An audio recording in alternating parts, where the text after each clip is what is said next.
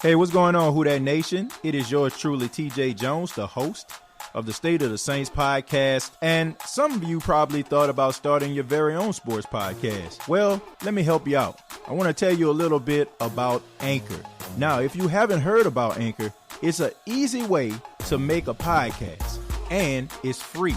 You don't have to worry about paying a bunch of money each month. There are creation tools to allow you to record and edit your podcast right from your phone or your computer. Anchor will distribute your podcast for you, so you don't have to worry about that. So it can be heard on apps like Spotify and Apple Podcasts and many, many more.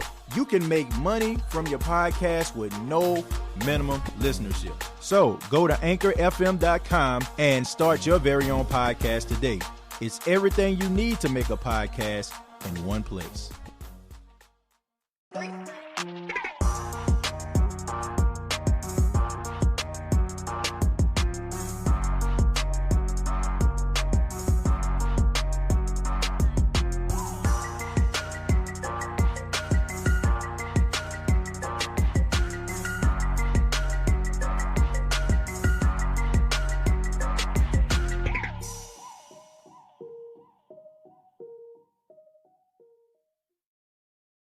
What's going on, Who Dat Nation? It is yours truly, TJ Jones, the host of the State of the Saints podcast. And thank you very much for checking out the State of the Saints podcast live on YouTube, Facebook, or Spotify, iHeart, wherever you're listening to it. Thank you very much. Really do appreciate it. And like always, I got a special guest, my big brother. Some of y'all know him. I'm pretty sure a lot of you know him. EJ Jones. What's going on, E? What's up, man? What's up, man? How y'all doing? What's up, Who Dat Nation? Yeah, man. We're winning the Super Bowl. Exactly. Man, thank you very much, E, man, for being a part of the State of the Saints podcast. Got a lot to talk about tonight, this morning, or this evening. I try to cover everybody. We got to talk about training camp, day 2 with the pads on. Now, the New Orleans Saints, unlike on day 1, they were outside. This practice, they were actually inside, E, and they only had on shells, no pads or anything like that on the legs or anything like that. But there were some bright spots in day 2 of training camp, man. And one person that stood out was Janoris Jenkins, the cornerback that we got in the middle of the season from the New York Football Giants. He left on bad terms. One team junk is another team treasure. You know what I'm saying? And Janoris Jenkins did an outstanding job today. He had the play of the day when he broke up a pass from newly acquired wide receiver Emmanuel Sanders. So, starting it off, Janoris Jenkins, man, what do you think he can bring to the New Orleans Saints team going into his first full training camp with the Saints? Well, I think we could bring his confidence. Right. The Saints can have confidence in knowing that their number 2 cornerback can cover the team's 1, 2, 3, or whatever quarterback they have. I mean, whatever wide receiver they have out there. Right. So, Right. I think that's nothing but a benefit for him going out and having the benefit of a whole season with a team. Right. Especially a team that has high hopes, like the New Orleans Saints. But I do think he is. I always thought he was a good cornerback when he was with the Rams. I always thought he was good. Yeah. Even with the Giants. I'm getting the Giants up, but I always thought he was good or whatever. And I do think, I do think the Saints are the Sanford and Son of an NFL when it comes to getting other teams trash and becoming treasure here in New Orleans. And I think he's a good example of that. So, yeah, I mean, I feel like with Janoris Jenkins, was kind of in limbo over the past few years in New York. E, you know, like. Man, we all done played 21, a hustle, as we call it in New Orleans. You know what I mean? When you know that there's a strong possibility that you're not going to win the hustle game, like when everybody start playing, when you got about 10, 12 players out there, you kind of, play lax. Like, man, I ain't trying to get myself hurt. You know what I'm saying? I ain't trying to, mess myself up for when we actually play a game. I ain't doing that. That's kind of what Janoris Jenkins was doing. Janoris Jenkins knew that the Giants were not that good. No, they weren't Super Bowl contenders. And I feel like he kind of phoned it in, and people kind of forgot how good he was. And you alluded to that when it comes to the St. Louis Rams. There's a reason why the New York Giants paid him as much money as they did, getting him from St. Louis. And I feel like now he feels he's with a championship team. He's with a team. All he has to do, is do his job and do it well. Arguably, a lot of people not paying attention to this in the Who Dat Nation, I would throw to Marshawn Lattimore's side quicker than I would throw to Janoris Jenkins.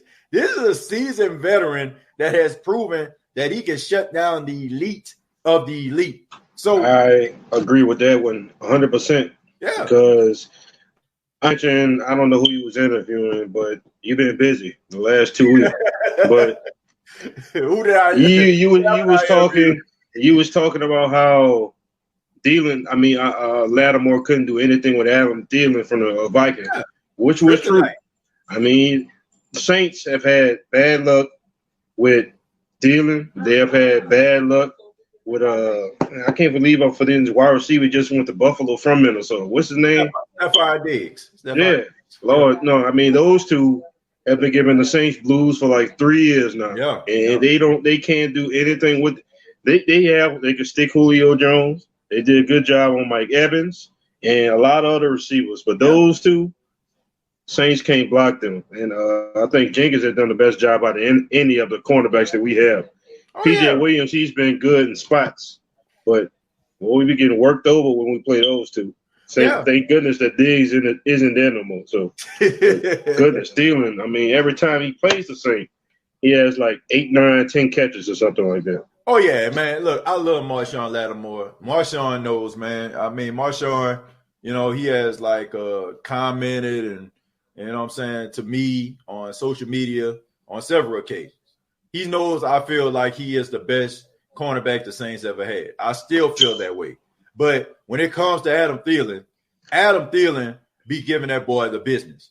I always say this, Adam Thielen is one of the best wide receivers in the league. The only reason why we don't acknowledge that, probably because he's a white boy doing it. I'm just being honest. True. I mean, that's the reason why we really didn't look at people like Wes Welker. We don't look at people like Cooper Kupp. We don't look at, people like Jordy Nelson in that regard. Probably because they're white boys doing it.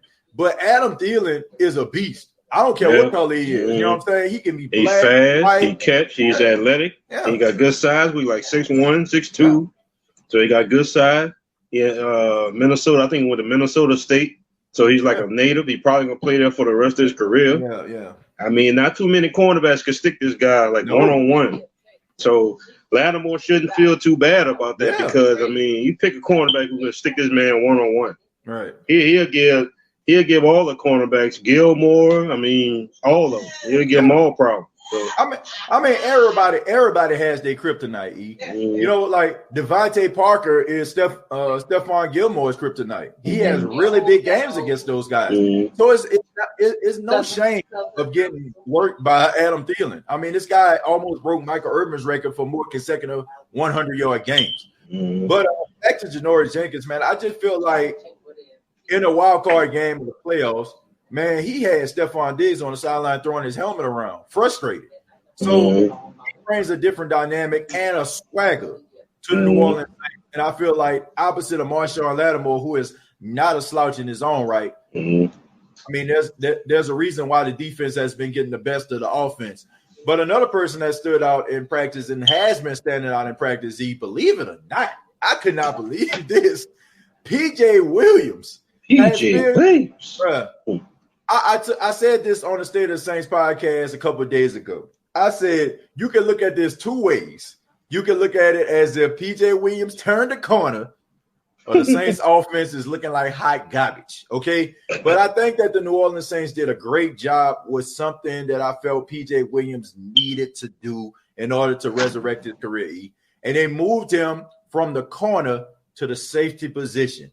And defensive coordinator Dennis Allen says that he feels that P.J. Williams is a Swiss Army knife on defense. Honestly, I can kind of see the best. I would say the best game that P.J. Williams ever had was that game against Minnesota. You remember the one on Sunday night where he had the interception? But A Swiss Army knife, bro. Like, okay, man. Cordell Stewart was a Swiss Army knife. Okay. Yeah. Michael Vick was a Swiss Army knife. Lamar Jackson, Taysom Hill is a Swiss Army knife. PJ Williams gets a Swiss-like knife through butter when it comes to his cover skills.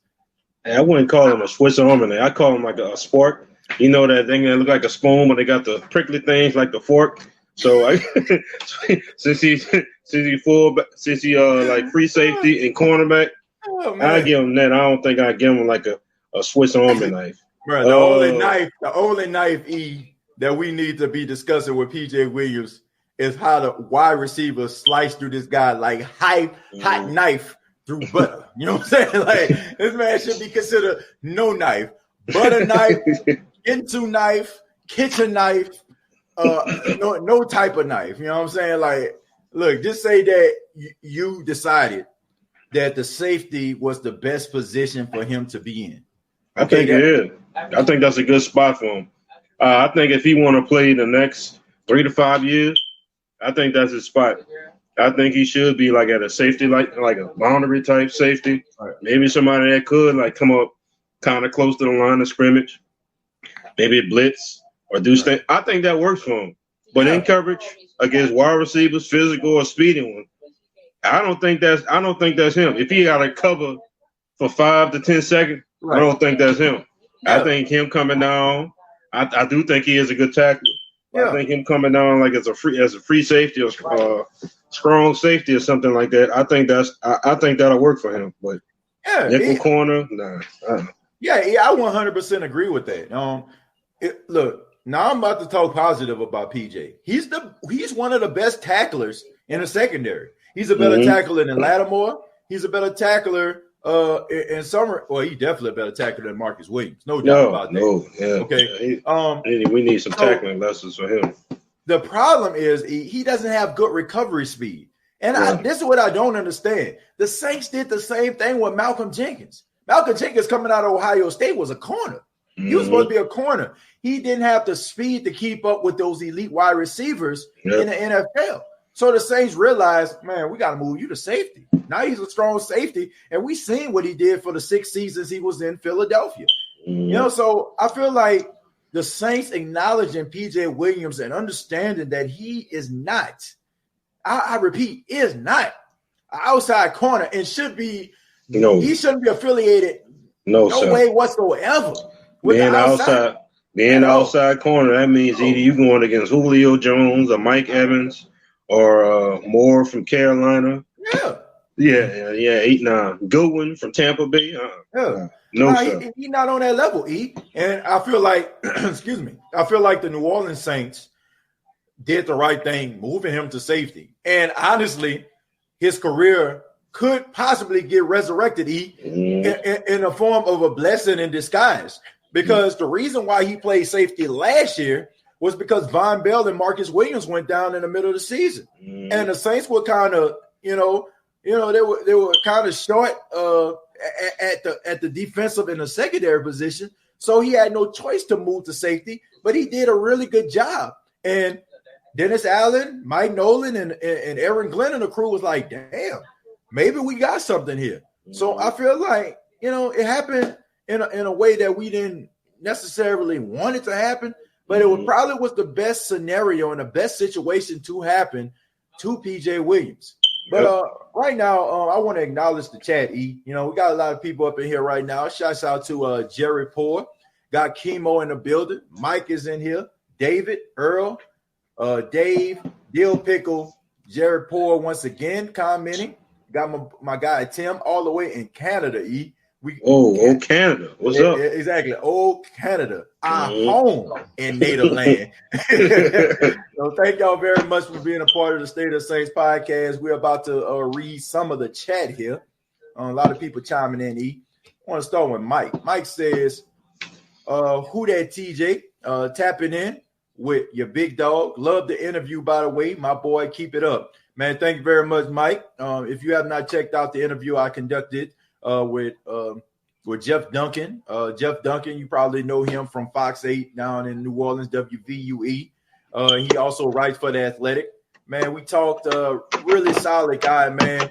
And he actually won an award. We talked about this off the air. He actually won an award for covering a story about my high school alma mater, man, Carver High School, man. They're trying to build a new stadium out there, man. So, and I mean, I looked up to Jeff Duncan, man, for a long time. You remember, man, we used to get rides from our grandmother, you know what I'm saying, the middle school, elementary school. And she used to stop on the corner. That guy used to be giving out newspapers and stuff like that, which I realize now, that was pretty much illegal because all he did was take 50 cents, put it in the machine, take all the papers out, take all the papers out, and keep the money for himself. That boy was stealing.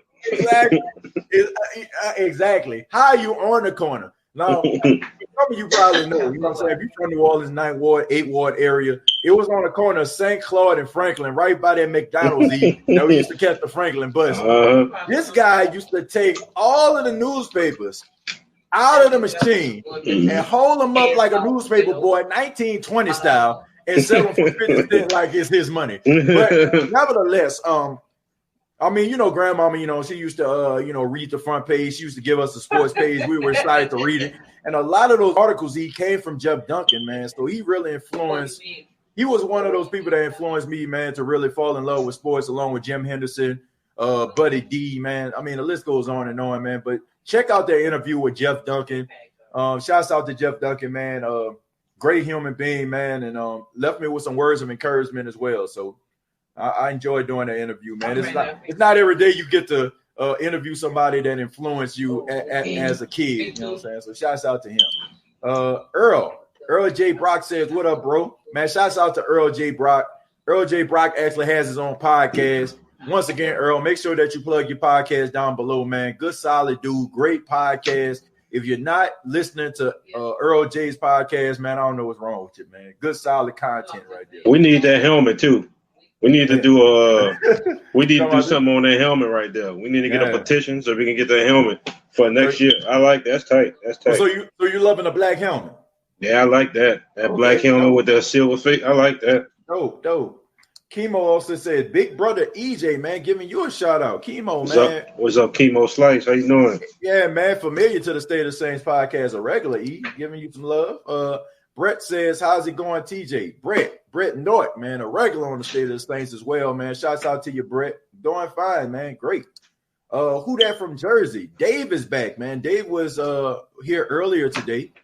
He was on the State of the Saints podcast. He made some comments. So he's all the way in New Jersey, man. So the Who Dat Nation repping hard up there, man, in New Jersey. Shouts out to Dave.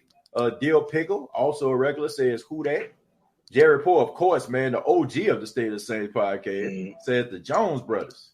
So, and we also got Tim donating $5 once again, representing Canada. Said Janoris Jenkins came in and got an interception, and Thielen couldn't do nothing against him.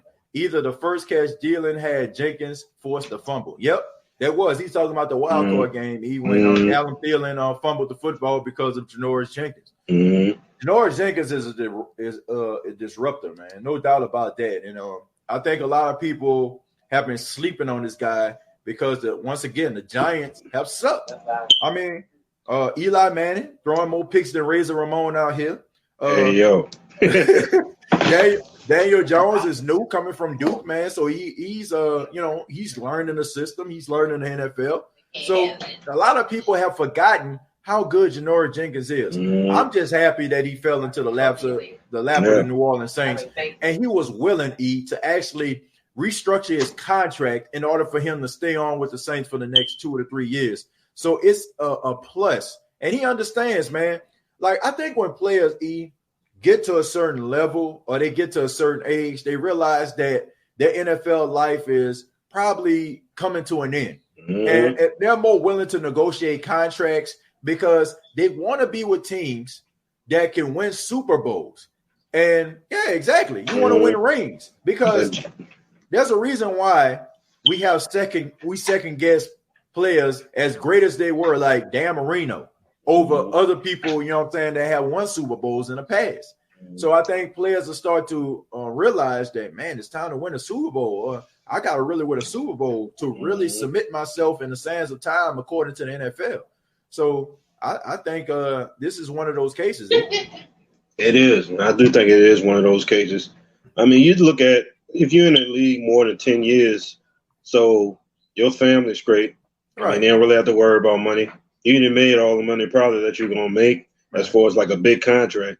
I mean, winning the Super Bowl is like the last thing that you really have left that you could say that you accomplished or whatever. Right. He probably has friends in the NFL that probably didn't win a Super Bowl or something like that. Yep. So, I mean, he trying to, I mean, why waste his body and I guess his time on a losing team and overcoming to a team that has a chance to have a Super Bowl or at least a playoff berth or something like that. So he want to be a small piece in a team to win a Super Bowl. And I commend him for it. I'm not mad at him. I do too. I mean, who wouldn't want to play for a winning team or whatever?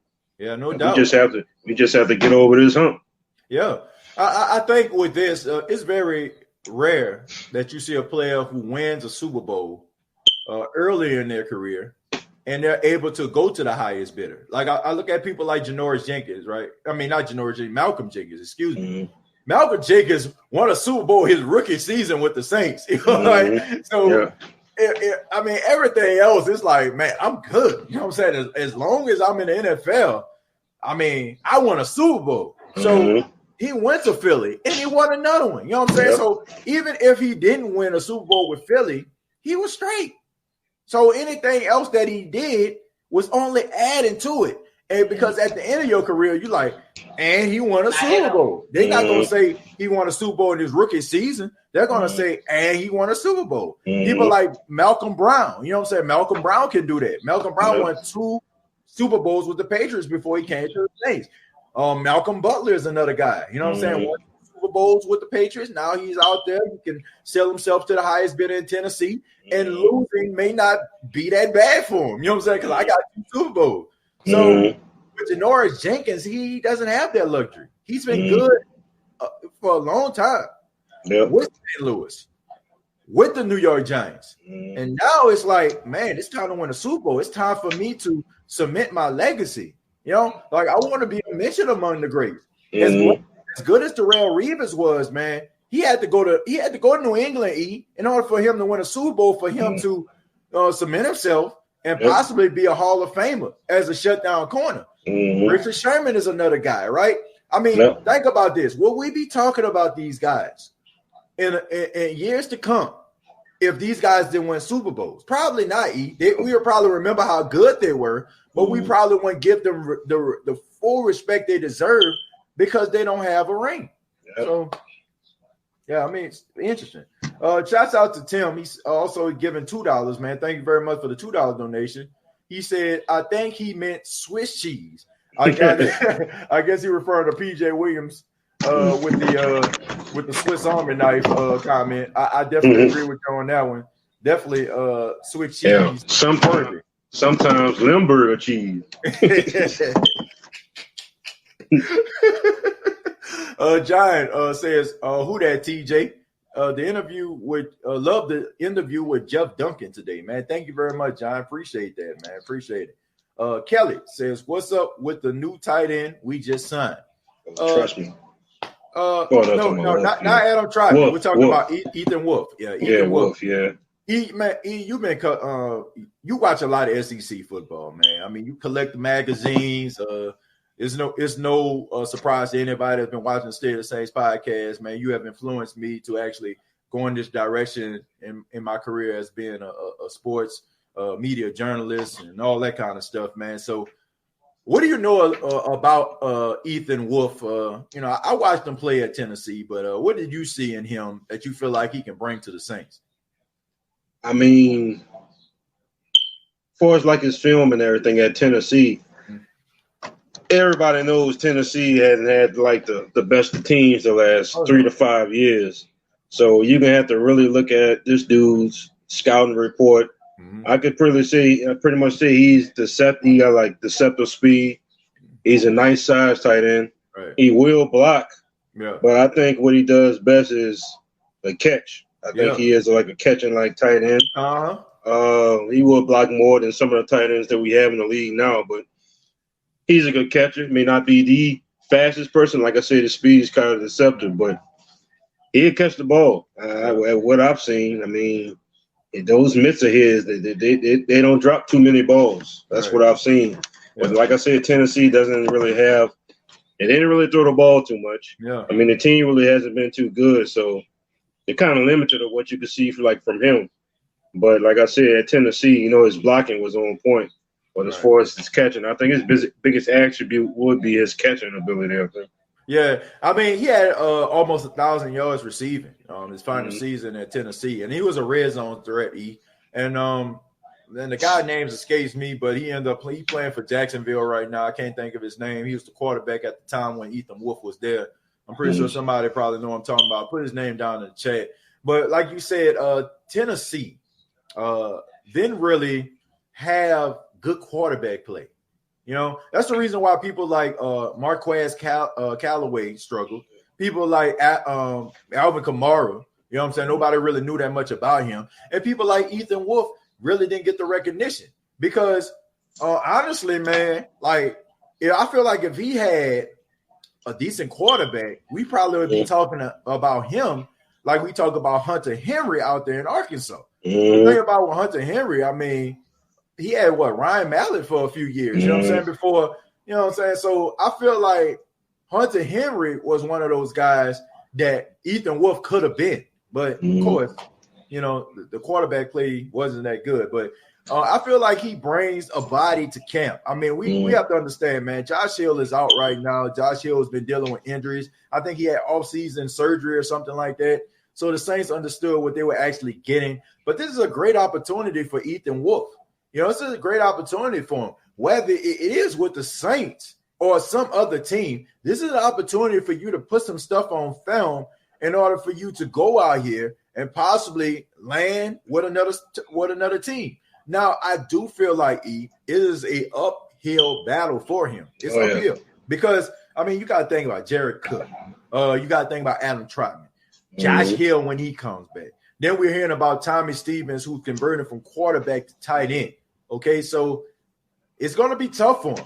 But there is a chance that he can put something on film that can possibly lead him to special teams, maybe an opportunity with another organization. So, I mean, it's up to him to take advantage of this opportunity. Miguel says, September 13th, welcome to the Dome. Hope you make it home. Who that? Guess he's talking about the Tampa Bay Buccaneers with that. So, hopefully we get that W, man.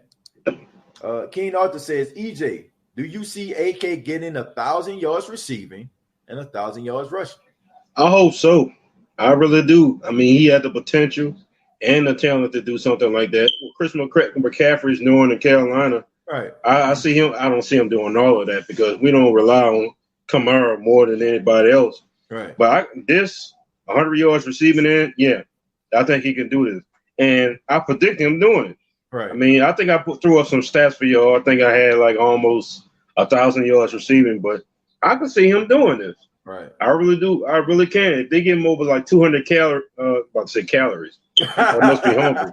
If they get him like over 200 carries, I mean, I think he could do that on the ground and receiving. You're going to have like 80 catches. Right. So I predict him doing this. I mean, a good chance.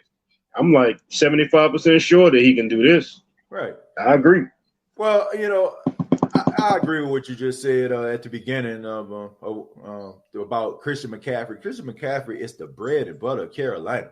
They rely exactly juice, the macaroni.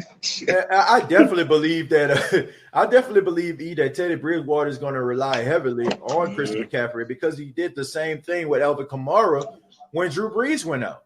So. The way that the Saints are structured, I don't see him being a 1,000 type player. But when I had an interview with Mike Triplett, he talked a little bit about that.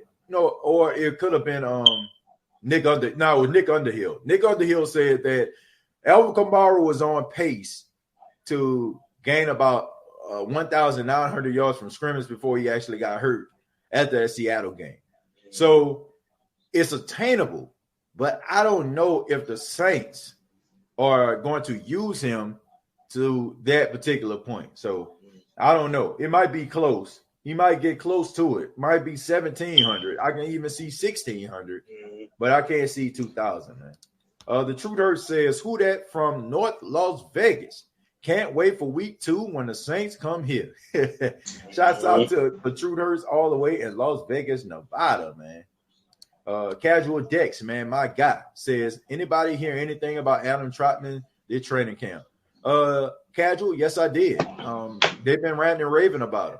They said that he can, and this is coming from Nick Underhill. I read his article today, and I encourage you all to check it out on New Orleans .football, his website. He talked a little bit about Adam Trotman. He said Adam Trotman is a really good pass catcher, little raw when it comes to the blocking. But, I mean, that comes with territory. I mean, he came from Dayton. It's a completely different animal that we're dealing with, coming from Dayton to the National Football League, coming from a small school to playing major NFL football here. So he's going to have some growing pains. But Nick followed up by saying if he gets his blocking, to a good, comfortable spot, he can be a threat. So, what do you think about Adam Trotman, man? And you think he's going to be one of those guys that could possibly the next big tight end in a National Football League? I do think he's gonna need some, brushing up and go back to school, if you will. Right. Let's be real. Tight ends in the NFL nowadays, like how much blocking they really do. I mean, you look at George Kittle. How much blocking you think he doing?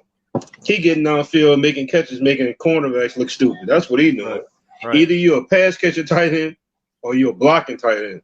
Yeah. They really don't have too many inputs. This ain't 1990 or 1980 where you got a Jay Novacek, somebody who might give you 20 catches a year, but block for Emmitt Smith about 20, 30 times a game. I mean, the NFL is changed. I mean, they want tight ends like O.J. Howard, Evan Ingram, somebody who can run downfield and make catches. Right. They're not doing too much blocking. Yeah. You got running backs who does the blocking. Like I said, either a pass catching tight end or blocking tight end. Yeah. We just have to find out exactly what Adam Trotman is. Yeah. From everything that I hear, he's a pass catching tight end. Yeah. So if I know Sean Payton, he can put him in positions to catch passes pretty much, right, and don't put him in as many positions to block.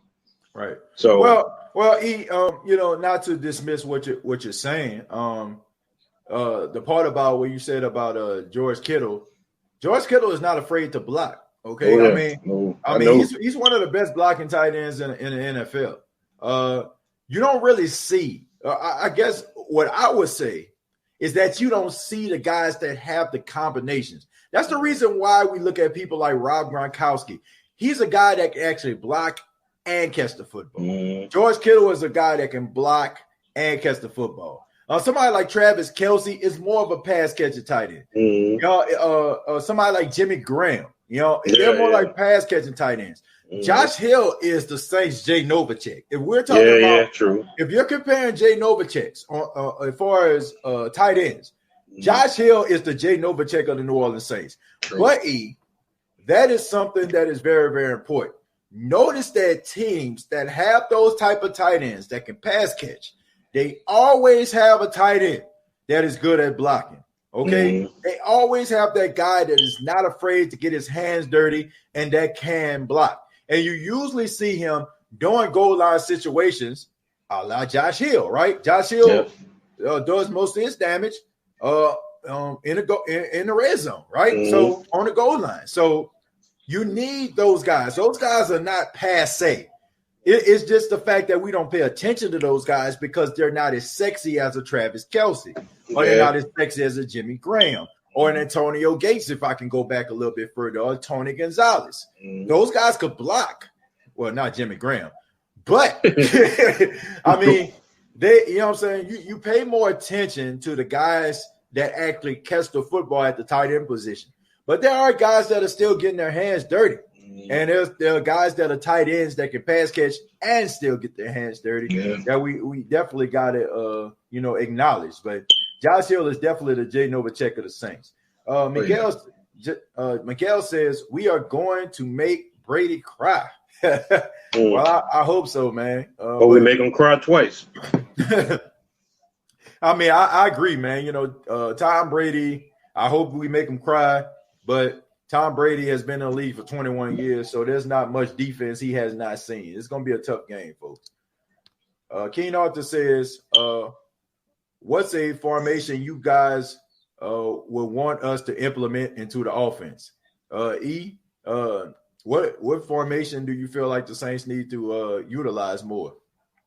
Honestly, I would like to see the Saints utilize the offense with Kamara and Murray in the game at the same time. Okay. Maybe like it could be like a.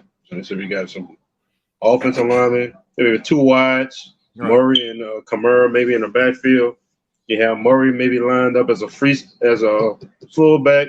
Right. Kamara lined up as a running back or something like that. So you want to see more? You want to see more twin formations here?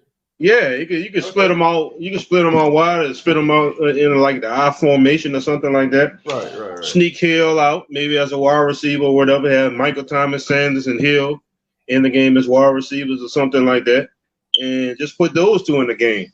Run a formation like that. You can run out of that. I mean, you can pass out of that formation. I mean, flea flicker type stuff.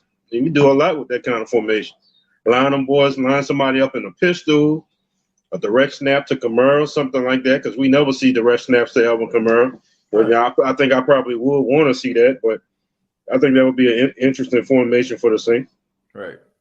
Well, if I could pick like a formation I would like to see, I'd like to see Emmanuel Sanders out of the backfield. I would like to see him possibly throw a pass down the field. We've seen that actually be successful when we played the 49ers when he was in the 49ers uniform last year. We know he has some arm strength there. I think that you're going to see that, though, E. I think you're going to see some exotic plays. And I would also like to see the Saints actually, use Taysom Hill, to run the ball out of the backfield. Mm-hmm. We've seen this. We've seen this with Smith out there in Tennessee. It was a play that actually scored them a touchdown against the Saints. When they took Jonnu Smith and they handed him off the ball and he scored a touchdown on the Saints. So I want to see more of those type of plays, man. You got the players to actually make those plays a reality. So why not utilize that? And I also would like to see more delayed handoffs. I feel like when it comes to Latavius Murray, a big 6'1", 6'2", 225-pound guy. I mean, this guy lean forward, he can get you 3 yards. Yep. So I feel like we need to work. We need to see more delayed handoffs too out of the shotgun there. So that's some plays that I would actually implement into the offense. Vaughn says, do you think Beanie Fowler will be a legit threat for us? Good question, Vaughn. I'll start with this one. I feel like Beanie Fowler is going to do most of his damage on special teams. And the reason why I say this, E, is because, well, Sean Payton mentioned it in his press conference today. He said he feel like, he would do more in the kicking game due to his size at wide receiver. So, I mean, that's what Sean Payton is looking at him as, I will say, the fact that Drew Brees actually vouched for him because he actually practiced alongside Drew Brees and Emmanuel Sanders out in Colorado, which is what brought him to New Orleans. But at the same time, let's be serious about this, folks. Beanie Fowler is not one of those guys that's going to be a life-changing wide receiver, okay? If he was, then he'll probably be on somebody else's team. All right, this is a special teamer at best.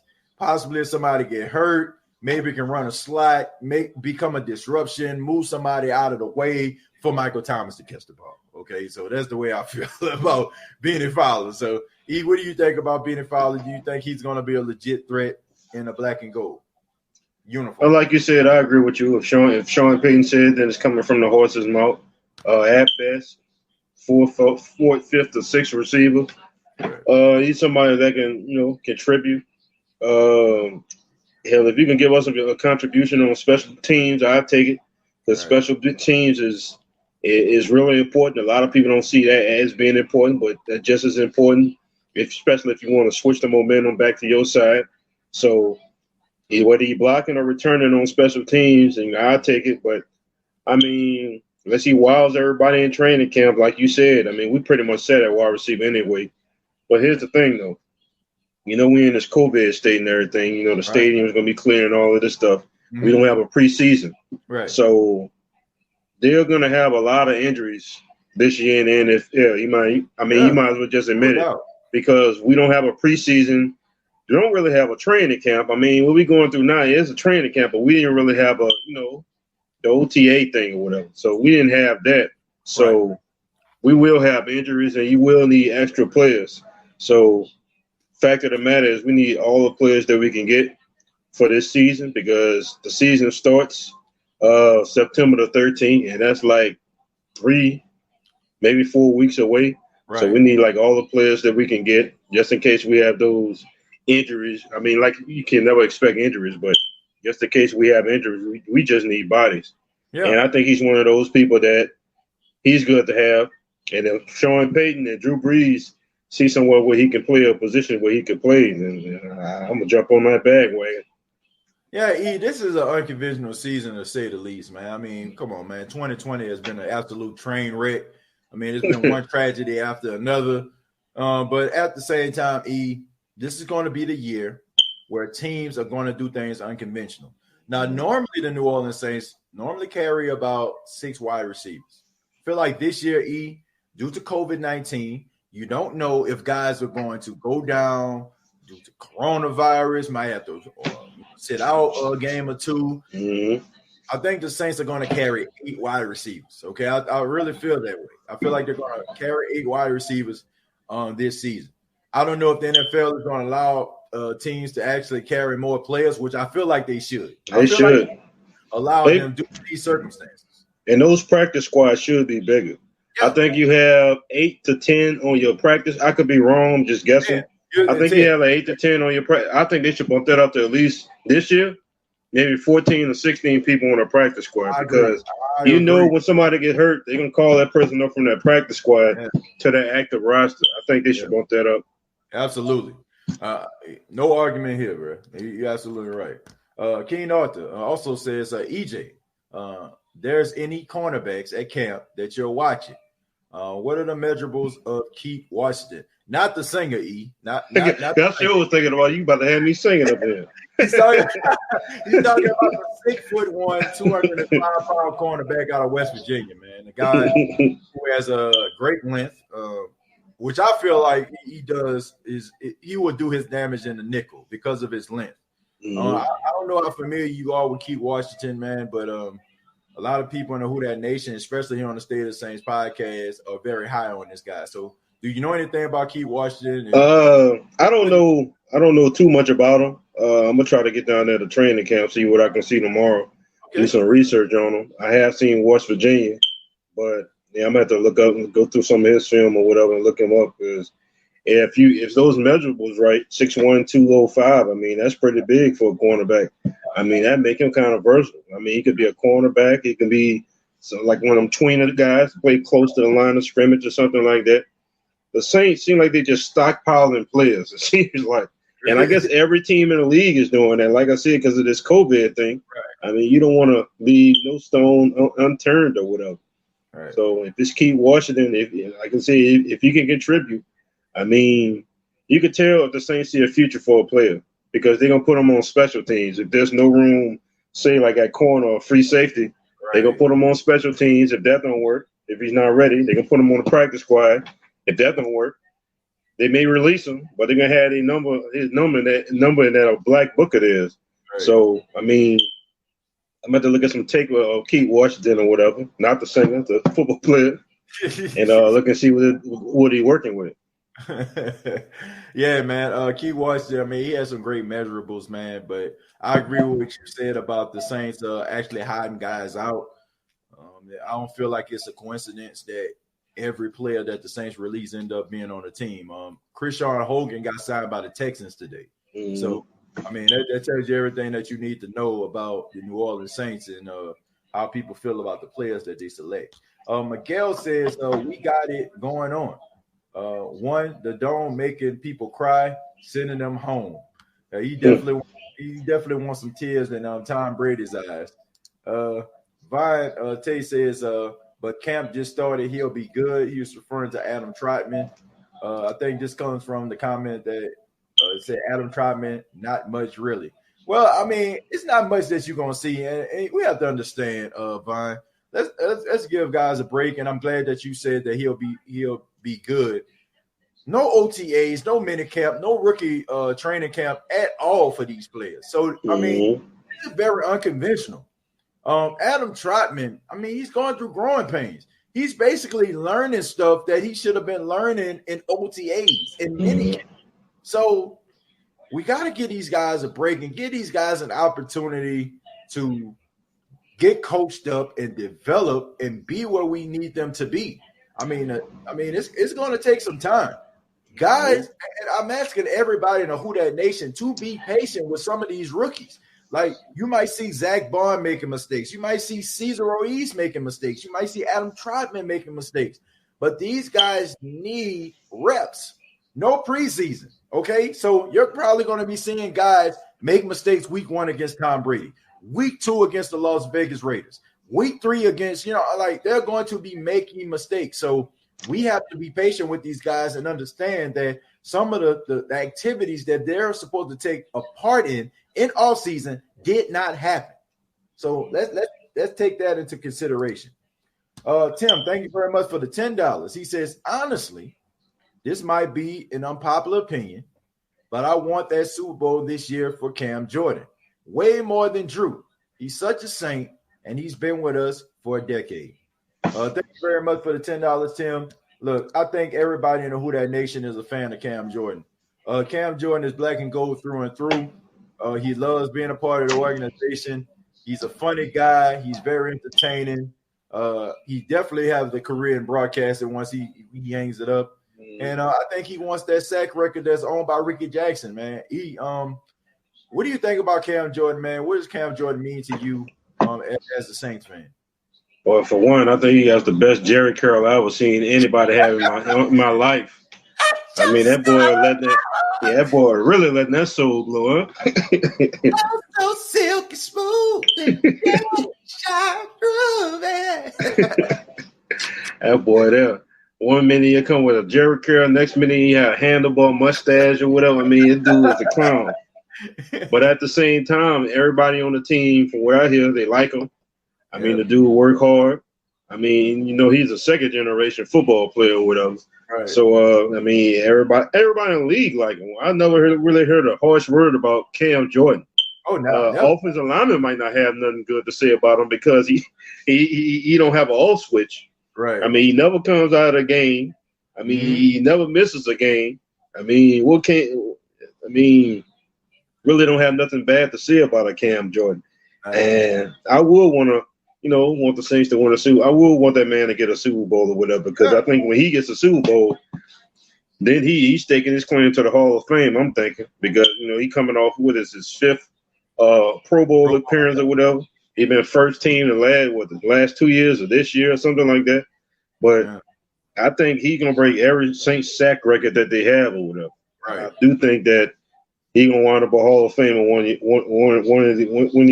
retires. Yeah, and I do think he's a clown. I mean, we laugh thinking about him. He's definitely a funny guy, man. I think he's building a resume for the Hall of Fame, but a Super Bowl will make his resume look a little bit more attractive. So hopefully he can get it done, man. Hopefully he can get it done. Shouts out to Peyton. Peyton says, looking for big things out of Devontae Harris. Devontae Harris, we know what he can do on special teams. Explosive, can switch the field in a minute. Me personally, I feel like he was the bright spot in that San Francisco game. Clearly was the bright spot in the Seattle Seahawks game when he returned the punt for a touchdown, something the Saints didn't do in some years. But do you think he's going to take that extra step this season as a wide receiver? The one thing about the NFL nowadays, the last 5 years, you got to get your speed on the field. Right. Any speedy guy that you have, you got to try to get them all on the field at the same time. Right. Because, I mean, you want to look for mismatches. Emmanuel Sanders, he has speed. Devontae Harris, he has speed. Hill, he has speed, even though he's not a wide receiver. I mean, now that's a real Swiss Army knife right there. You get him in the game with those three, I mean, that's a lot of speed. Right. So I do think he will see more catches going into this year, whatever, with Drew Brees actually playing through the whole season. Yeah. You just got to be careful going through all this COVID stuff when we didn't have OTA, not to maybe wear him out or whatever, because you wear a player out, that's the higher likelihood of him getting injured. So we don't want to overuse him because he does do kickoffs, he does do punts, and if he did more offense, that might run a risk of wearing him out. But I would like to see him more on offense, though. Right. Yeah, I mean, I think that he's going to be one of those guys that take that extra step. If you notice, like late in the season, you start to see a little bit more of Devontae Harris because they added more to his plate. And Sean Payton alluded to this, in a press conference. He said, we started to add more to his plate, and he played tremendously well.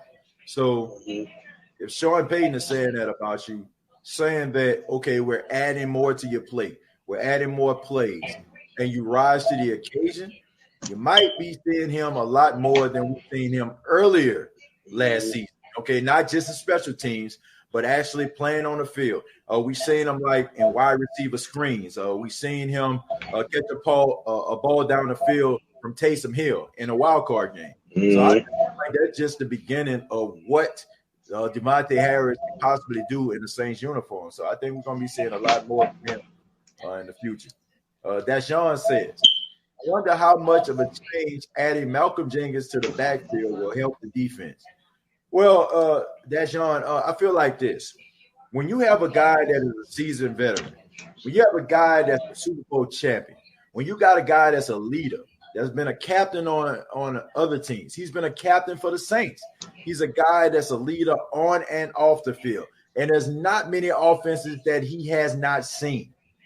Is already a plus, okay? Because you have a lot of young players that are part of the New Orleans Saints organization may not see the field the way Malcolm Jenkins sees it. And he can tell those guys, well, this is where you need to be. Focus on this. And I think Amy just actually wrote an article. She writes for The Advocate. She says that there's not much there's Drew Brees can possibly do. There was a lot of checkdowns today. A lot of checkdowns, a lot of passes that were not thrown past 15 yards because you have Malcolm Jenkins out there and you have Marcus Williams covering the middle of the field. Okay, so I'm pretty sure some communication is going on and definitely some leadership in the secondary is going on. He definitely sealed that up for the secondary, something I feel like the secondary needed, a guy who has been a champion. It is hard for a person who has never had a championship to avoid the words who actually has two of them. Malcolm Jenkins. I mean, just like you have a quarterback, you want a quarterback that's a leader. You want a quarterback that's smart, somebody that going to make checkdowns and make audibles. You want a cornerback or you want a free safety that's a quarterback, somebody that's real smart. I mean, this dude is in the Players Association. I mean, he's real smart. He's articulate when you talk to him. But he also knows offenses or whatever. He can make those checks. Put this young secondary that we got on the Saints team. He put them in the right positions to be successful. Right. And like you said, there's no substitute for somebody who done won 2 Super Bowls or whatever. True. So he go up in the room. I mean, when he talk, you better believe this secondary. You know they're gonna listen. Oh, no doubt. Yeah, you got even Marshawn Lattimore. He's the Pro Bowler, but you know he's gonna listen to Malcolm Jenkins. Right. Because this guy's been in the league, he's been around, he got those 2 Super Bowl rings just shining. Right. So they're gonna listen to him or whatever. Right. And like I said, man, there's not many offenses that he didn't see. So I mean, why wouldn't you want to listen to a guy like that? That's just my opinion. Casual Deck says, who are you and EJ most excited to see play this season? I'll go ahead and let's start with you. Who you're more excited to see this season in the Saints uniform? Y'all might laugh at me for saying this, but I really want to see Shelton Rankins come back and be the force he was before he got hurt. I want to really see Davenport take that next step. I'm not giving y'all more than one person, but I really want to see Davenport back this talk up like he want to be better than Cam Jordan. Right. I mean, a lot of people like snicker when he said it, but I'm like, okay, that's good. That's cool. He have 16 and a half sacks and Cam Jordan have 15. I'll deal with that. That'll work. Yeah. So, I mean, if we could get these two, healthy, where they can play, all of the games this year. I think that's going to pay dividends for the Saints this year. Yeah. I mean, that's not funny at all. I mean, a lot of people in the Who Dat Nation, they want to see those guys take that extra step. So I'm pretty sure nobody's laughing at the guys that you selected. I say Marcus Williams. Look, Marcus Williams going to a contract year. It's time to get paid, Marcus. I don't know if you watch the State of the Saints podcast or not, but I'm talking to you right now. You have all the talent in the world to be one of the best safeties in the league.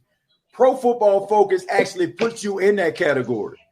But and I know that there's a lot to be desired when it comes to you playing safety. He bulked up E. I think they said he got up to about 205 pounds. He looks bigger. They said that might help him with the tackling. Marcus Williams needs to step it up. Okay? Yeah, you're a ball hawk, and yeah, you cover a lot of damn field. But when it comes to the clutch moments of the game, okay, when it matters most, when the game is on the line and the chips are on the table, can you deliver? Because the New Orleans Saints organization has been waiting for you to deliver for 3 years. Okay? Mm-hmm. Look, the Minneapolis Miracle, it was unfortunate. I feel like the New Orleans Saints were put in that position. They were red hot going into the playoffs, but I can understand because the Vikings were red hot their entire season. And who's to say that they would have beaten the Philadelphia Eagles? Who knows? Okay? But for years, we have seen you in crucial parts of the game give up big plays. And as a Saints fan, a guy who likes you a lot, I'm kind of sick of it, bro. And I think a lot of people in the Who Dat Nation are sick of it too. And I'm tired of defending you. You know what I'm saying? I'm tired of defending you and saying, oh, you're not that bad.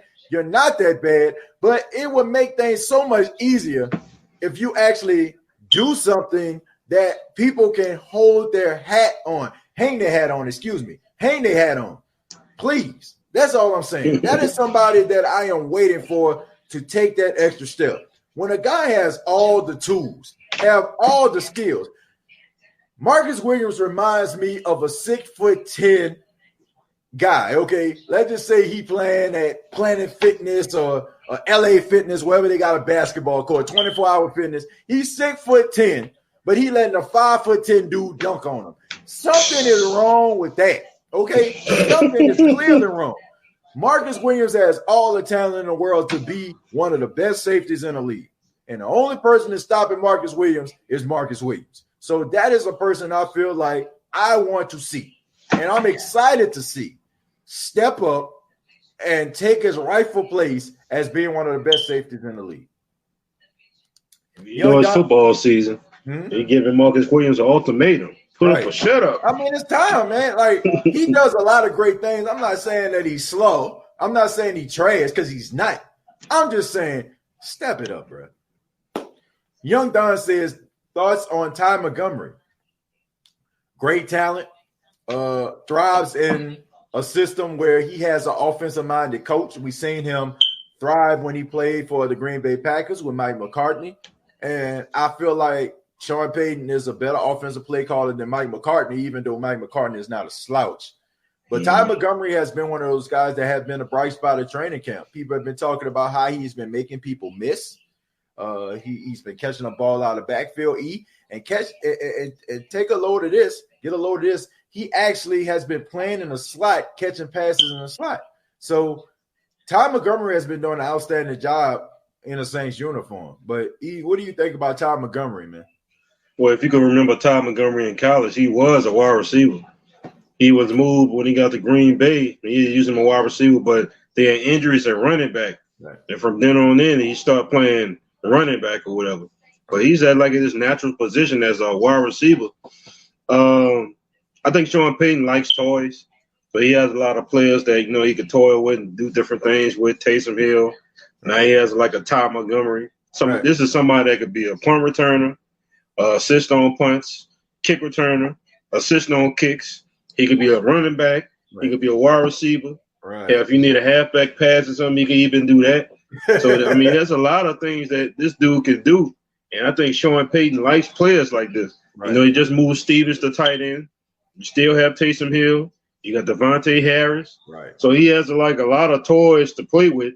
Mm-hmm. And you know he's been having a real busy summer, especially since they didn't have OTAs to create some plays for these guys. Right. And I think somebody like this dude, he stands to benefit, on special teams on offense. Right. Well, I think Todd Montgomery definitely fits the Saints offense.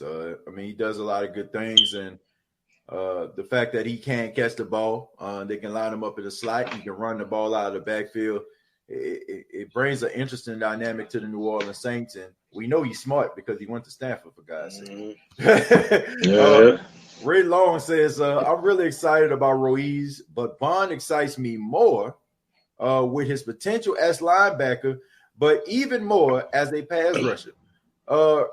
Zach Bond, to me, is one of those guys who reminds me of Haloi Kakaha, okay? Because Haloi Kakaha is a guy that they actually considered a linebacker, but he actually led the NCAA coming out of college from Washington in sacks. Yep. Okay, so Zach Bond is one of those guys that can put his hand on the ground, and I feel like it's really going to help in those NASCAR packages on third down when they're trying to get home to the quarterback.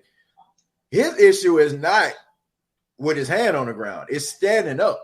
And the Saints are trying to help him make this transition.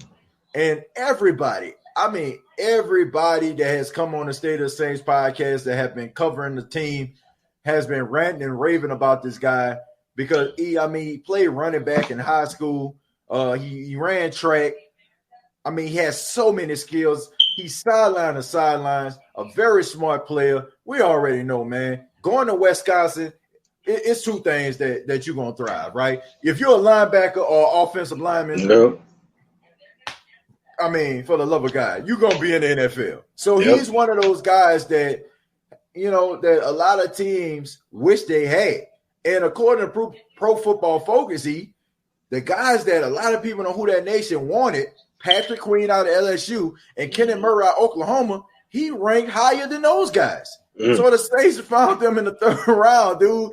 So I feel like if he can actually master the concept of standing up, my goodness, we might have something special here.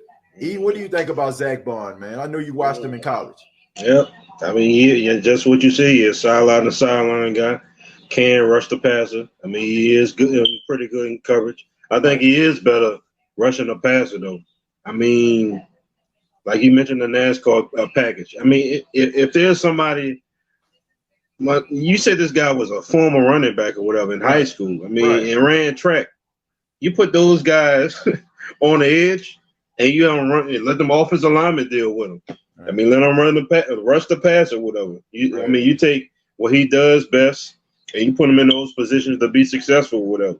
Right. Whatever he does best. That's what you do for everybody on defense. You give them positions to where they thrive, pretty much. Yep. Rushing the passer seems like where he thrives. Yep. So, hypothetically, knock on wood, if Davenport gets hurt or somebody like this, you throw a Zach Ball in the game or whatever so he can rush the passer. Right. So get those sacks. We got to get off the field on third down. Definitely. Even though we had I want to say we was top 10 in sacks last year, which surprised the heck out of me. But you see, we top 10 in sacks. I think what we need to improve is turnovers. The year we won the Super Bowl, I think we was one of the best in the league in getting the ball and turning them over. So I think that's what we need to get back to. Right. Well, like I said, I feel like if he put his hand on the ground, he can get to the quarterback. That's a plus. But you don't want to handicap the kid and just say, okay, you do this well. We're going to put you right here. You want guys to develop, and you want to maximize their potential. And I don't want him to be one of those guys that be one-dimensional, because that's when he becomes expendable, and you're not doing this guy any favors. You drafted him. You drafted him pretty high because you didn't have a second-round pick. So he was one of those guys that you selected in the third round. You wanted him, and you were shocked that he was there, okay? Adam Trotman was just kind of icing on the cake, so to speak. You wanted Zach Bond. You needed Zach Bond. So use this guy to the best of his ability, okay? Everything that he can possibly bring to this team, help him out. But he does have a leader in Demario Davis. I feel like it's going to steer him in the right direction, being a leader in the locker room. We got good leadership on this team, too. Real good leadership on the team at every level. Yep, no doubt.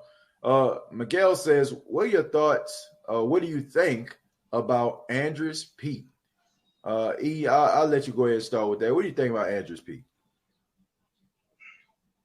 I believe I was listening to one of your interviews, and I think one of the journalists said, I don't know who it was, he said that we got whooped up front against the Vikings. Yeah. I mean, I wholeheartedly agree. And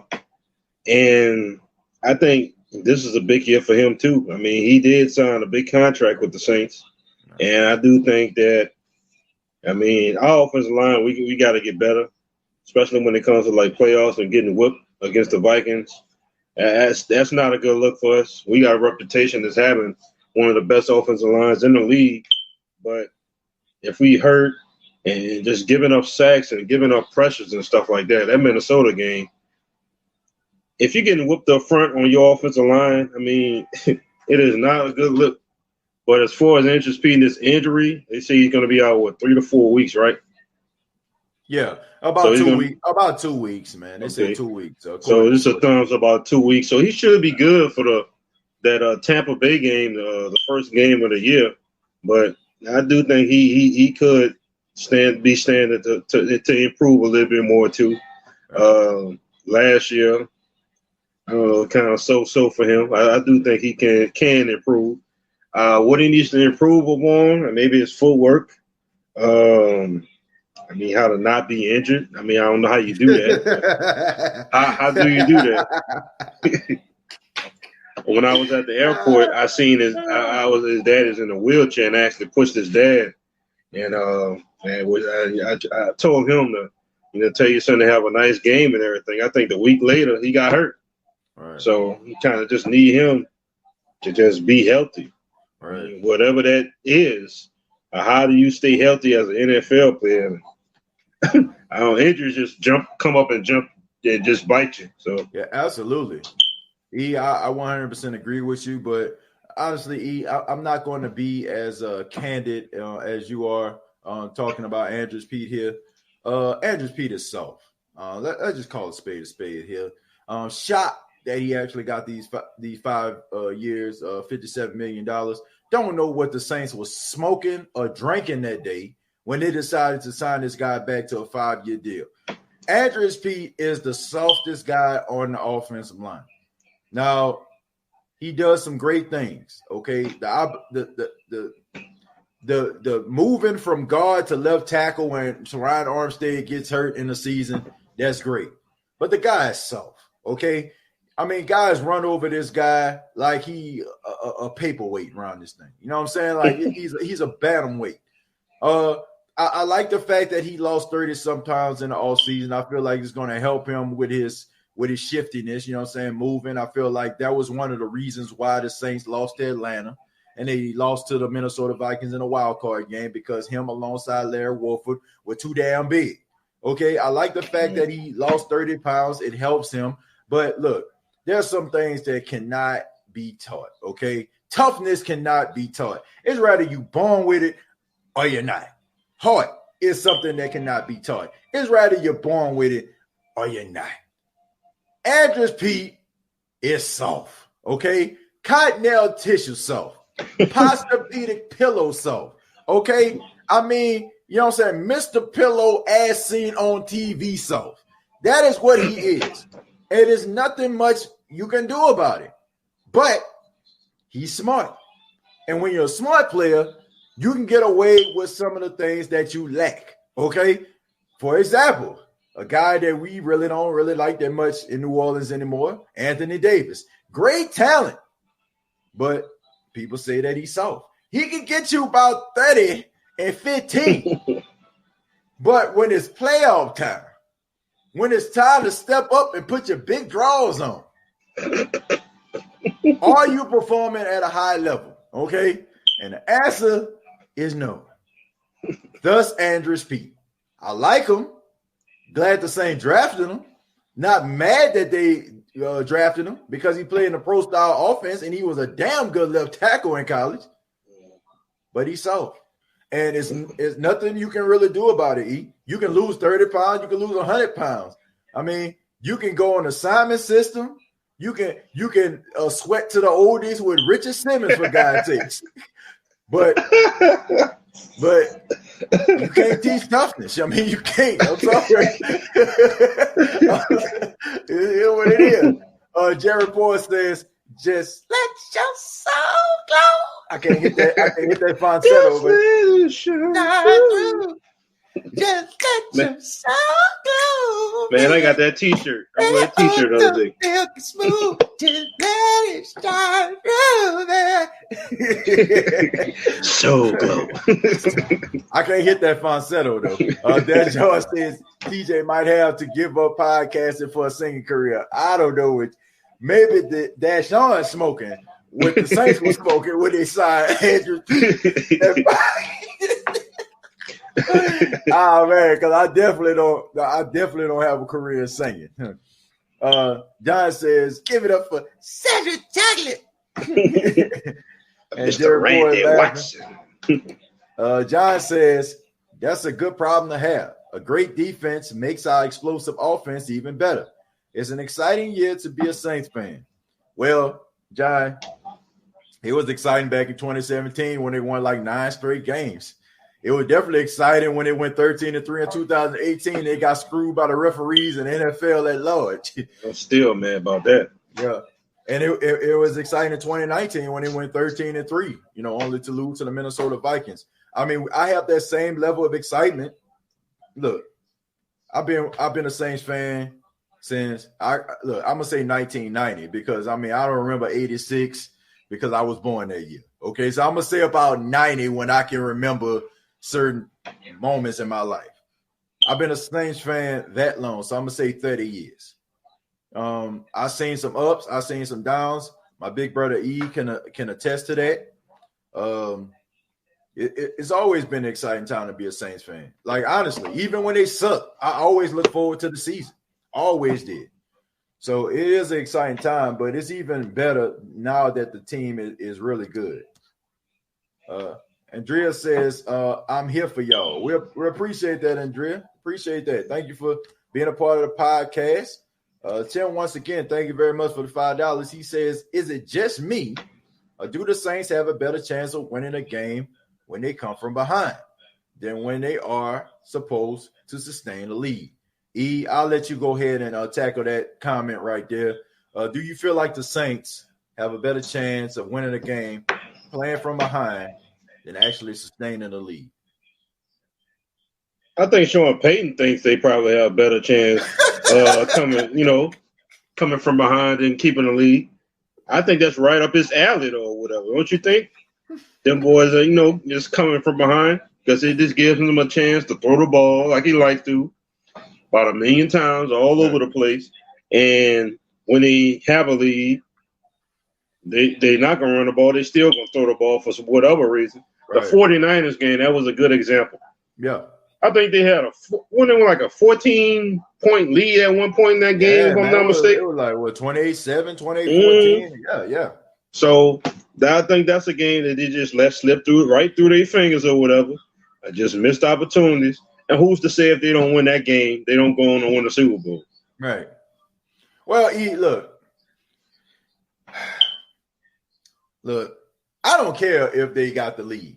Keep that. You know what I'm saying? As long as you have more points than the team that you're going up against at the end, I can care less. Okay, I don't care if you're down. I don't care if you're up. But I will say this, E. It is very frustrating. And I've said this, last week sometime on a podcast. I'm just sick and tired of watching this team struggle in games that they should blow their team out of the water that they're playing against. And it goes back to the slogan here on the State of the Saints podcast this season by running a damn football. Why are you throwing the football all over the place with a 28-7 lead, 28-14 lead? Stopping the clock. Control the time of possession is the most important thing you can do with a lead. Okay, keep that clock moving. In the words of Chris Berman, tick tick, tick, tick, tick. That is what you want. So I don't understand why they don't do that. I don't feel like it's an advantage of them coming from behind and actually having a lead. I just think it's the time of possession. And the whole Sean Payton channeling his inner Les Miles for some apparent reason. When it comes to the clock management, he's channeling his inner Andy Reid for some apparent reason. I really just don't understand it.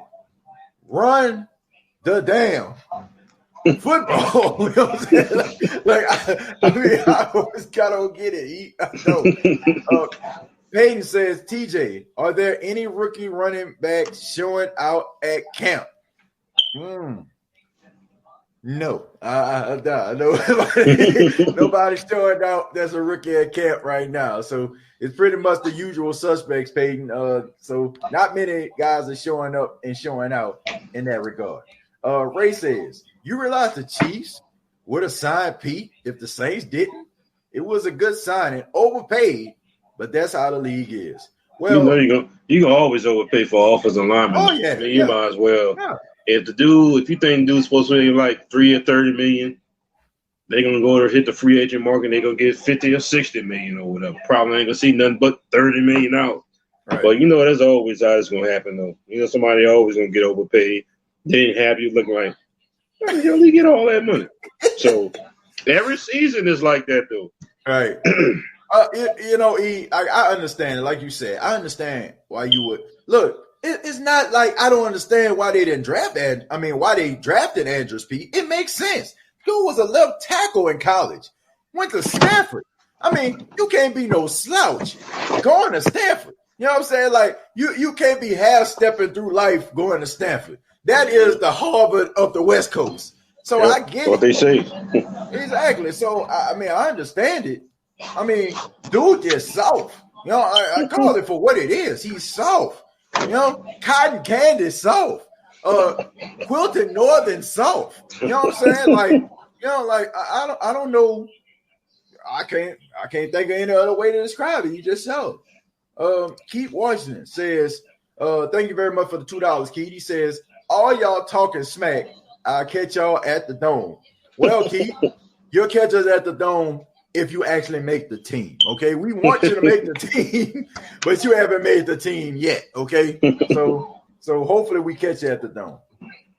Who that 504 boy says, nobody should be mad at AD. He did what he could, but the Pels refused to surround him with the right pieces.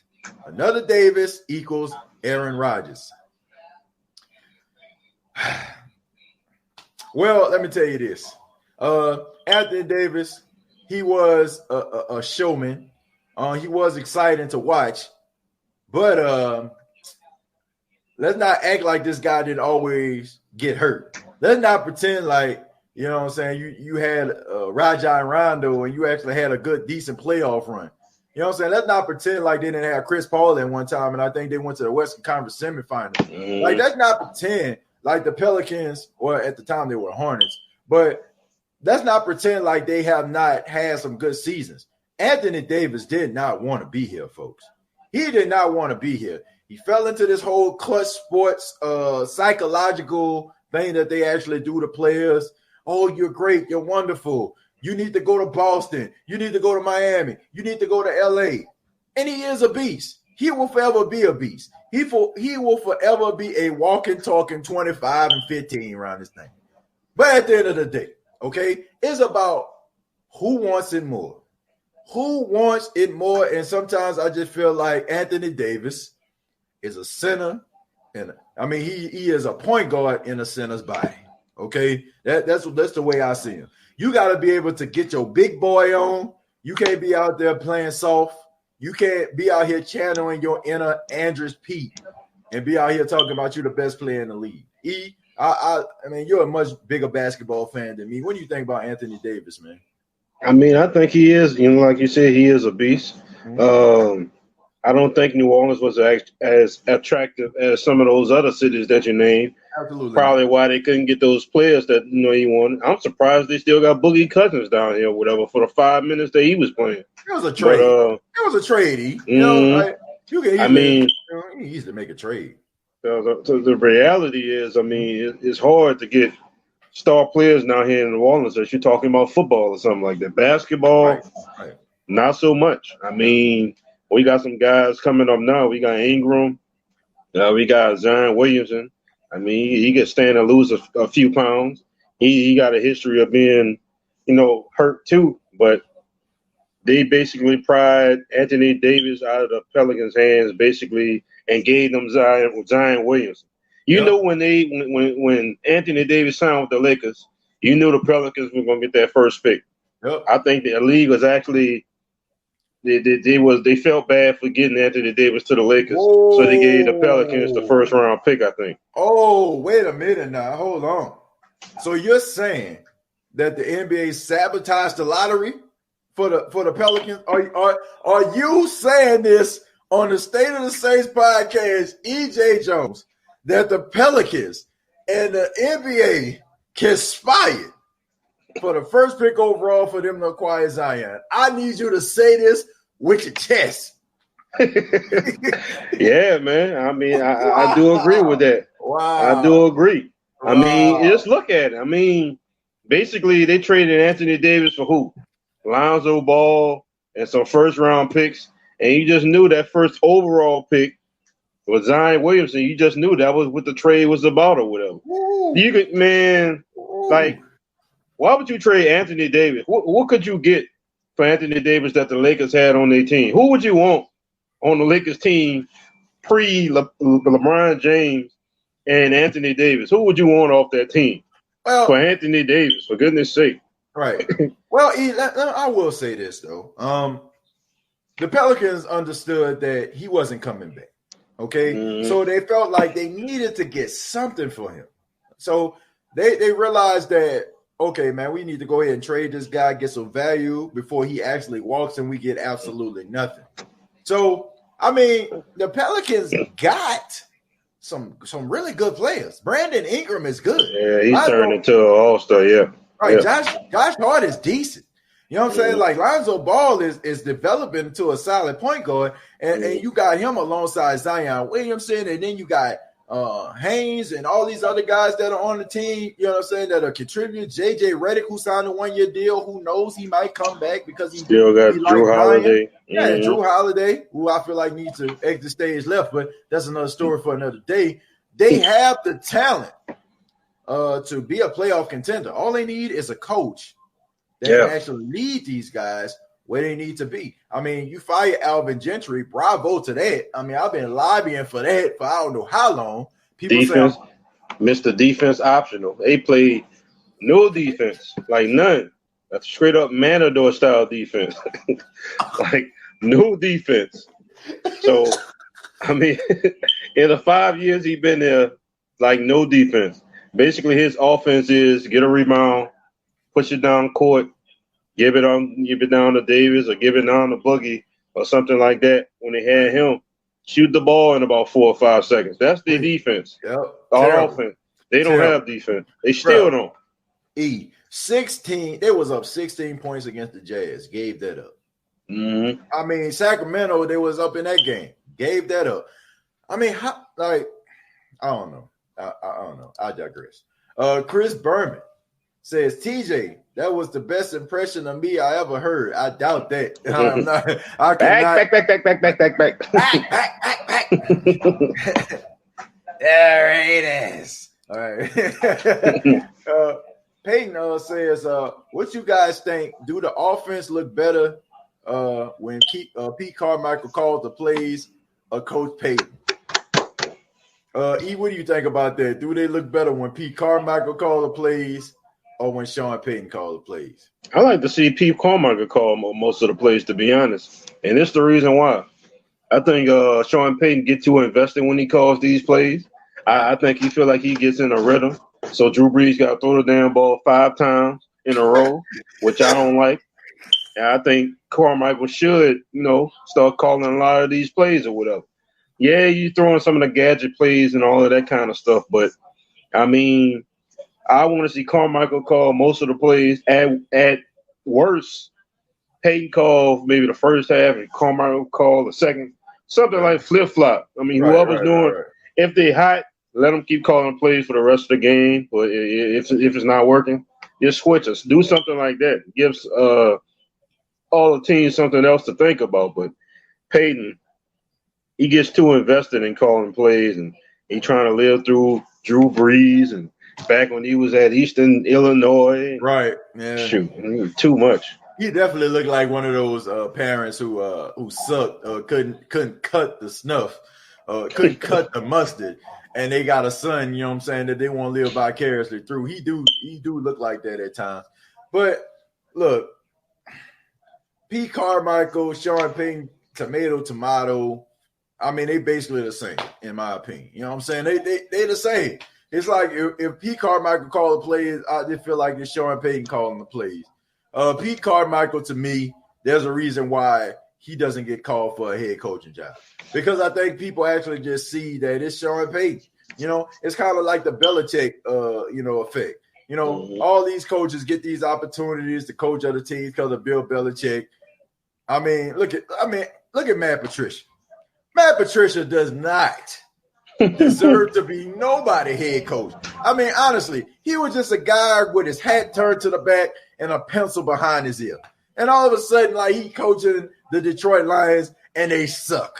Okay? It's kind of like that. I feel like he is one of those guys that is in an organization and he's living off of what Sean Payton's doing. He has the title of offensive coordinator, but let's be serious, folks.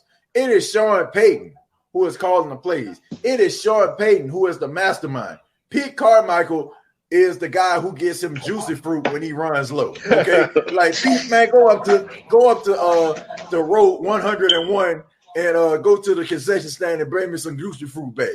That is what that was Pete Carmichael. That is who he is. No disrespect, Pete Carmichael. I'm pretty sure he adds a little something to it. Instead of Sean Payton saying run it to the right, Pete might say run to the left, and they might put it into the offense. But let's not act like this guy could change the world if Sean Payton just gave him the duties of an offensive coordinator. Come on, man. Let's knock it off. Knock it off. Okay. Like, we'd be like, okay, Pete, run it to the right. Okay, you said run it to the right. We'll run it to the right this play. And he might get about 3 yards, and he might clap and be like, good job, Pete. But at the end of the day, nobody is calling Pete Carmichael and saying, look, we want you to coach the Bills. Oh, we want you to coach the Vikings. Oh, we want you to coach the Niners or the Dolphins. Nobody ain't checking for no Pete Carmichael. I'm sorry, Pete. I like you, but at the same time, let's just call it for what it is, man. You basically hiding the shadows of Sean Payton. Sorry, but it's facts. Anthony Davis says, I suck compared to Giannis, though. I don't know about that, man. I mean, I think Anthony Davis is a little bit better than Giannis. Giannis is definitely the best player in the Eastern Conference, but it'll be interesting. Anthony Davis, he a better shooter.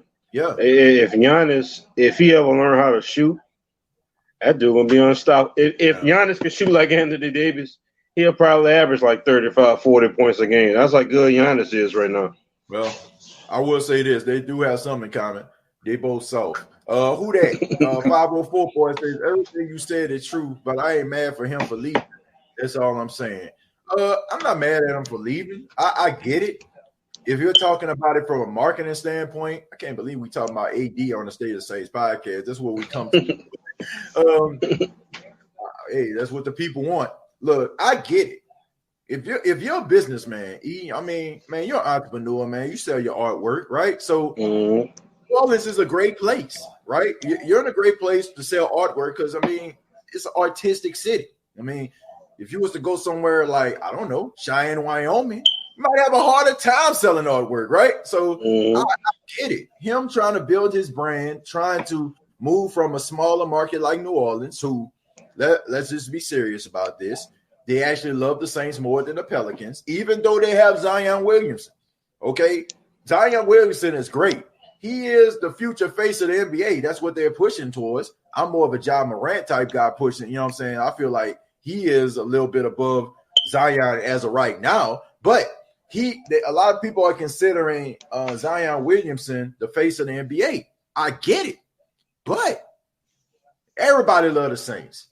You know what I'm saying? The Saints are the team in New Orleans. I don't care if Zion go out there and score 81, 82, beat Wilt Chamberlain record of 100.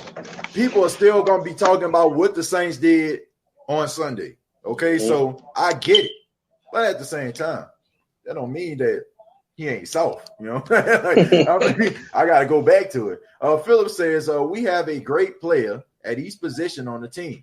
It's no excuse this year. The offense is more versatile now than the last 3 years, and our defense can be dominant if we can stay healthy. Philip, that's a good point. No excuses. Teron Armstead said it. He said Super Bowl or bust. Yep. I agree. You know, and it's been Super Bowl or bust for the last 3 years. We gonna keep on. We gonna answer about 2 more questions here. Read 2 more comments, and then we're gonna get up out of here. Who that also says if Jack Rabbit and Lattimore stay healthy, it's going to be hard to beat the Saints this year. I agree with that. It's been a long time since they had a number 1 and number 2 corner. Well, I don't think there's ever been ever. Never, ever. Right. Not since I've been watching the Saints. I mean, maybe you can go back to the 60s and the 70s, but I doubt it. They never had really one good corner. They're talking about 2.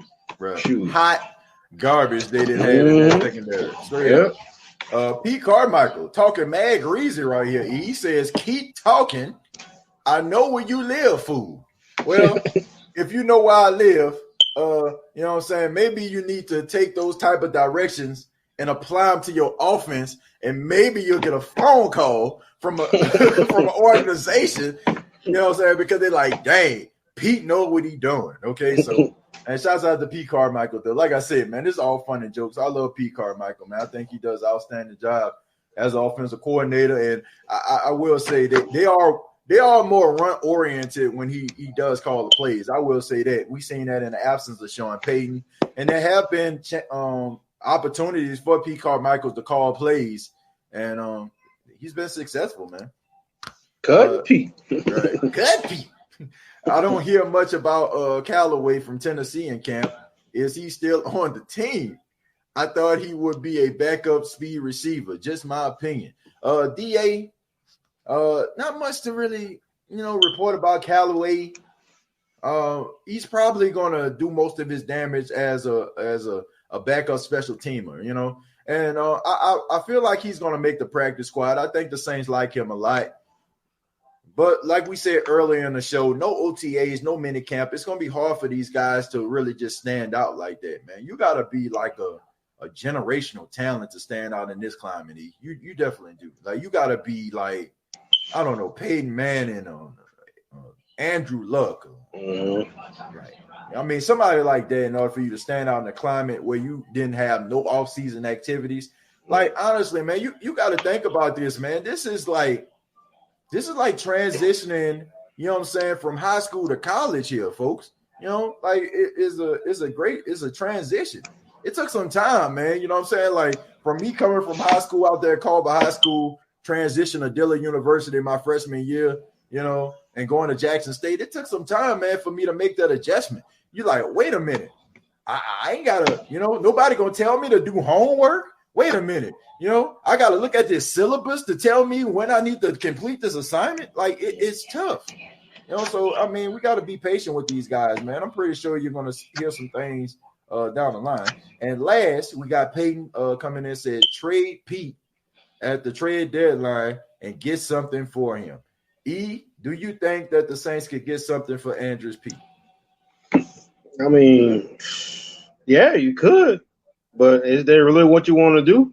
Yeah. Like, you did just get this dude $60-something million, which means he's your starting guard in the NFL. Right. So what would you be trading him for? Right. Like, what would you get in return for Andrus Peat? Right. That's something you do after the season. Good you don't do that in the season. Yep. I mean, I wouldn't do it. I mean, we'll get Billy Blanks or Chuck Norris or something like that to kind of toughen them up just for the season. And if you don't think he's tough enough after that, you might go get Michael Jai White or somebody like that. But if that don't work, I mean, you can get rid of him after the season. But we try to work with him or whatever, during the season because we need him. Well, But after the season, I mean, if you're getting hurt too much or too soft, yeah, we get that boy out of there. Well, I don't know who in their right mind going to trade for Andrews PE. I don't know. Like maybe somebody on a cocaine binge or something like that. You know what I'm saying? Or somebody that probably had too much to drink, probably started drunk texting the Saints and be like, man, let me get Andrews Pete. I don't know what you can get for Andrews Pete, Peyton. Maybe this Zaxby cup that I'm drinking out of, maybe this tack that I'm holding in my hand, maybe a bacon, egg, and cheese McGriddle from McDonald's, or maybe, you probably can get a 2-for-1 coupon for him. But you damn sure ain't about to get nothing of any type of value for Andrews Pete the way he's been playing over the last couple of seasons. And yes, I understand that he went to the Pro Bowl last season, but the Saints have a reputation for having a good offensive line. So you know what that says to all the media and people out there? Well, let's go ahead and look at the Saints. Let's see who on the offensive line, and let's add that person to the Pro Bowl. It's not really impressive, man. The Pro Bowl used to mean something back in the day. It used to be like, it used to validate you. You used to be like, man, I'm a Pro Bowler. It used to make you feel good to be a Pro Bowler. Now it's like, like who hurt? Who got to get surgery? Okay, let's add that guy. It really doesn't have any value anymore, E. So I don't know what you're going to get for the guy. I really do not know. But, I mean, Andrews Pete, if he has a good solid season this year and the Saints say, well, you know what? I don't know about Andrews, but he did have a good season. Maybe we can get something out of him. Maybe. But right now, I mean, you couldn't get I don't even know, man. You couldn't get a $2 worth of gas for that boy right now. That's just my honest opinion on that. So I want to say thank you all for checking out the State of the Saints podcast. And as my big brother EJ's dog is barking in the background, just like he's barking loudly, go ahead and shout us out, and hit us up on YouTube, youtube.com, search the State of the Saints podcast. Like and share this video. Go to facebook.com and follow us at State of the Saints podcast. The audio version is available on iTunes, Spotify, iHeartRadio.com. Wherever you get your streaming, podcast from, I'm pretty sure we're there. Even before we go, man, I know some things you have to plug, man. Your wife's boutique, your art website, man. So let us know where we can find all those great things. Well, my wife's shop is on Hibiscus Herbs Company. My brother, he'll have that on his YouTube page, the website and the address and everything that you can find it. But that's right here in New Orleans. She sells herbs. She does the bee stings for the ladies. Any kind of herbal stuff that you're dealing with, any kind of sickness, the COVID stuff. She has the syrup or whatever to get you straight from that. Me personally, you can go to E. Jones, my Facebook. I'm on the Instagram. I'm on Twitter. You can go to any one of those, check out some artwork. Or if you just want to like and share some of my stuff, you can do that also. If you want to friend me, you can do that also. So, but my website is EmmanuelJonesArt.com. EmmanuelJonesArt.com, man. You check out his wife's website that's going to be on the description below. And also his webpage for his artwork is going to be in the description below immediately following these videos. So y'all check them out, man. I mean, great things happening with the State of the Saints podcast, man. Coming up on Friday, I got a special guest, Joe Nowak, excuse me. He's part of the Advocate. He's going to be a guest on the State of the Saints podcast. And also Amy Just of the Advocate, man. She's going to be a special guest on Tuesday, followed by Delvin Breaux, man. We know a lot of things happening with Delvin Breaux. I know some of you probably read the article about him, man. You know what I'm saying? We're going to be talking to him, talking about his life, you know what I'm saying, with the New Orleans Saints and also life after football. So keep it locked right here to the State of the Saints podcast. Big things coming. Check out the interview that was just conducted by with me and Jeff Duncan that happened earlier today. Check it out, man. Let me know what you think. Like and share these videos, man. And please support the State of the Saints podcast in podcast form. You know what I'm saying? Like the audio version. You know what I'm saying? We're trying to push that. You know what I'm saying? A lot of people, they're at work, they can't look at the videos that we do, but you damn sure can hear it. You know what I'm saying? While you're sitting at the desk or you're working out. So we're looking forward to trying to push the podcast in audio form. So please help us support that. That description will be in the description box as well. Till next time, from yours truly, TJ Jones, the host of the State of the Saints podcast, and my big brother, EJ Jones. All we gotta say is, who that?